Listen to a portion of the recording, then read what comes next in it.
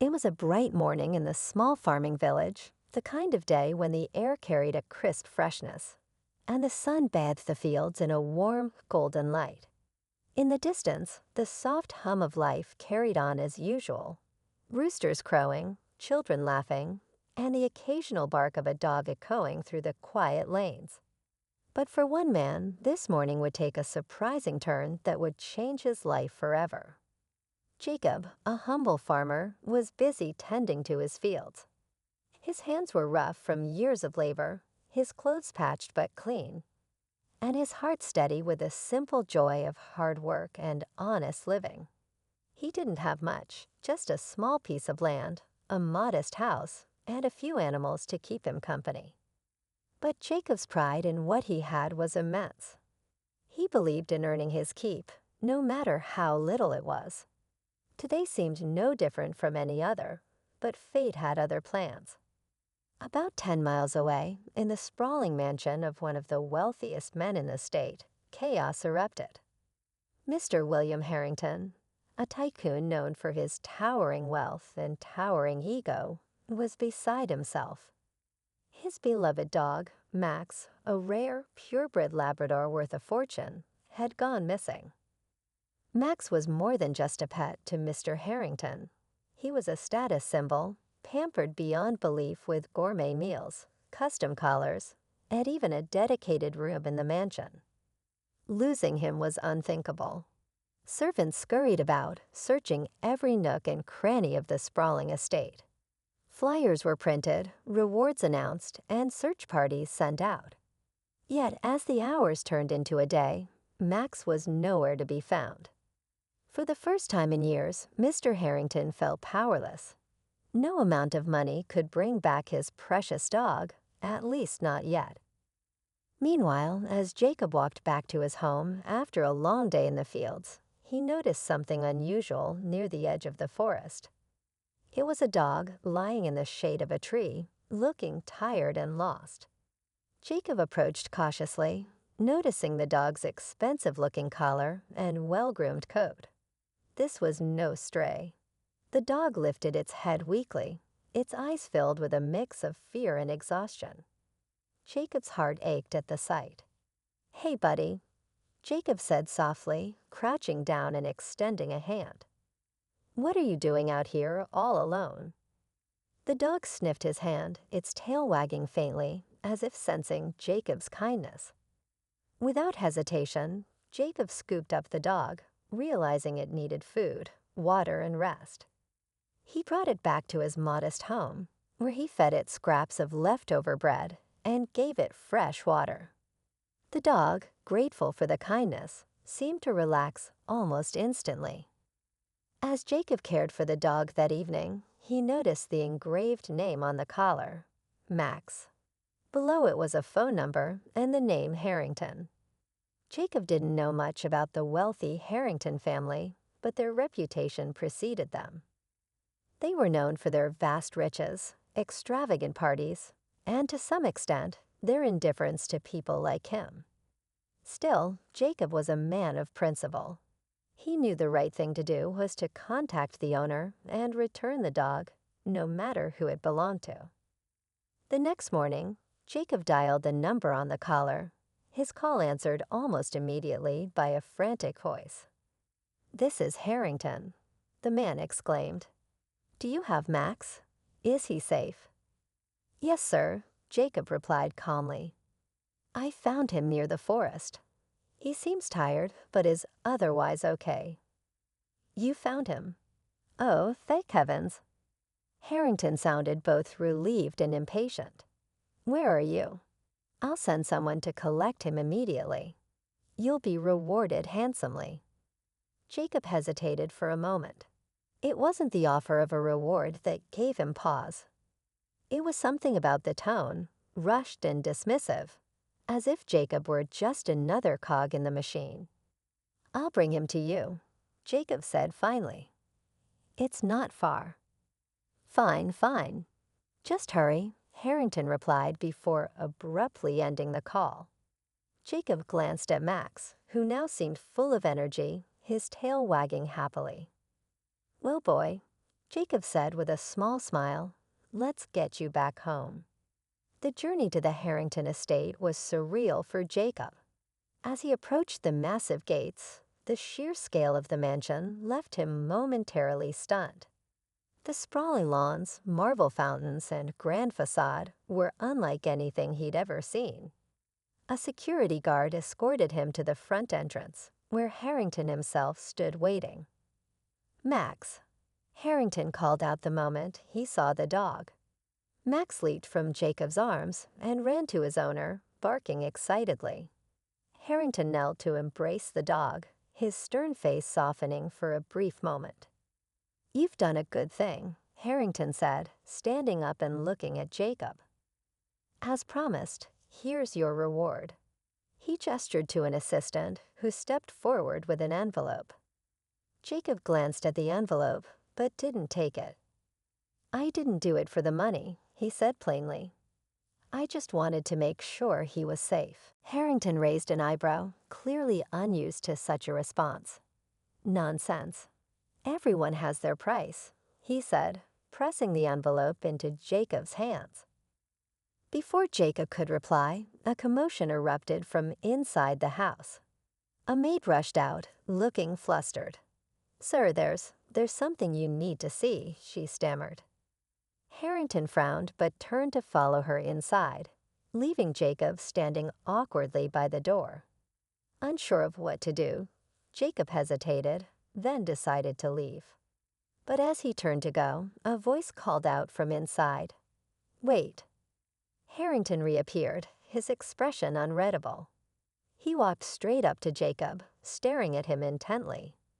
"Come inside," he said, his tone unusually serious. Jacob frowned, puzzled. "Why?" "There's something you need to see," Harrington replied. "And I think you deserve to know." The words hung in the air, heavy with mystery.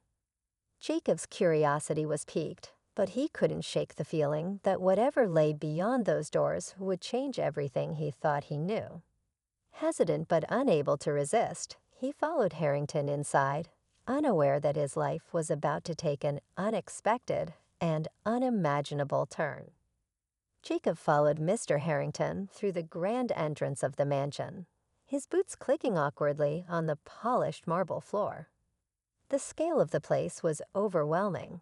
Tall ceilings adorned with sparkling chandeliers, walls lined with priceless artwork, and furniture that looked more like museum pieces than anything meant for everyday use. To Jacob, it felt like another world, one where people like him didn't belong. But there was no time to dwell on the grandeur. The serious look on Harrington's face demanded Jacob's full attention. They entered a spacious study, its shelves packed with leather-bound books that smelled faintly of age. The maid who had called Harrington earlier was standing nervously in the corner, holding what appeared to be an envelope. Harrington gestured for Jacob to sit, but he stayed standing, his unease growing. "I don't know how to explain this," Harrington began, his voice quieter now. "But it seems this involves you more than either of us could have guessed." Jacob frowned, confused. "Involves me?" "How? I just found your dog and brought him back." Harrington opened the envelope the maid had handed him, pulling out a photograph. He studied it for a moment before sliding it across the desk toward Jacob. "Look," he said simply. Jacob picked up the photo, his rough hands trembling slightly. It showed a younger version of Harrington, standing beside a woman with kind eyes and a warm smile. Between them was a boy, no older than 5, with a shock of unruly hair, and an expression that seemed caught between laughter and curiosity. Jacob's heart skipped a beat. The boy looked eerily familiar. "Is this me?" Jacob asked, his voice barely above a whisper. Harrington nodded slowly. "Yes, that's you." The words hung in the air, heavy with meaning. Jacob shook his head, trying to make sense of it all. "How is that possible? I don't remember this. I don't remember you." "You wouldn't," Harrington replied, leaning back in his chair. You were taken away when you were very young. Your mother and I." He trailed off, his expression clouded with emotion. "We had our differences. Things fell apart. She left, and she took you with her." Jacob felt the room spinning. He had always known his life was different. His mother had raised him alone, telling him only vague details about his early years. She never spoke of his father, and Jacob had learned not to ask. Now, standing here, the missing pieces were falling into place, but they only left more questions. "Why didn't you find me?" Jacob asked, his voice rising with a mix of anger and disbelief. "If you're my father, why didn't you come for me?" Harrington sighed deeply, his expression one of regret. "I tried. For years I tried. But your mother didn't want you growing up in this world, the wealth, the power, the complications. She thought you'd be better off living a simple life. When I finally found where you were, it was too late. She passed away, and you were gone." The mention of his mother brought a lump to Jacob's throat. She had been his rock, his guiding light. The thought of her keeping such a secret felt like a betrayal, but at the same time, Jacob understood her reasons. She had always wanted to protect him, even if it meant keeping him away from his father. As Jacob processed the revelation, Max, who had been lying quietly by the fireplace, padded over to him and nuzzled his hand. The simple gesture brought him back to the present. "So what now?" Jacob asked, his voice steadier but still laced with tension. Harrington leaned forward, his eyes locking onto Jacob's. "Now I want to make things right. I don't expect you to forgive me overnight, but I want to give you the life you deserve. You've struggled enough, Jacob. Let me help you." Jacob's instinct was to refuse. He didn't want charity, not even from the man who claimed to be his father. But there was a part of him, buried deep, that yearned for answers, for closure. "I need time to think," he said finally. Harrington nodded, though his disappointment was evident. "Take all the time you need. And if you ever need anything, anything at all, just call." Jacob stood, his mind a whirlwind of emotions. As he turned to leave, Harrington's voice stopped him. "One more thing," he said. "Before you go, there's something I should show you." Harrington walked to a locked cabinet and retrieved a small, ornate box. Opening it, he revealed a stack of letters tied with a faded ribbon. "These were from your mother," he explained. "She wrote to me after she left, but I was too stubborn, too proud to respond. I thought she'd come back on her own. By the time I realized my mistake, it was too late." Jacob took the letters, feeling the weight of their significance.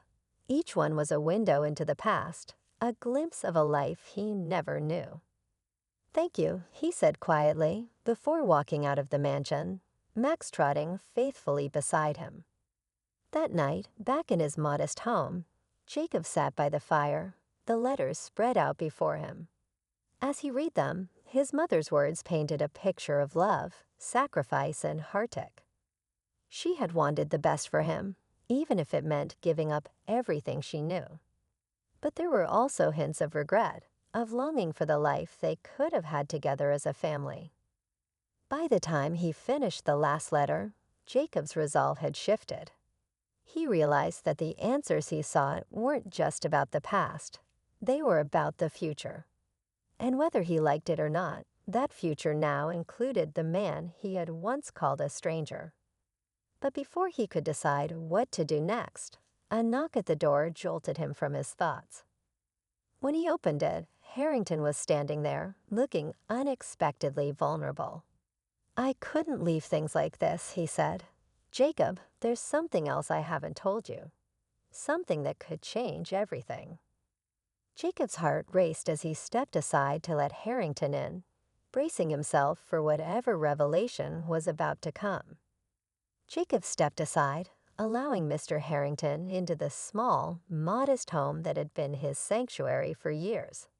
The air inside was warm from the crackling fire, and Max padded over to his familiar spot by the hearth.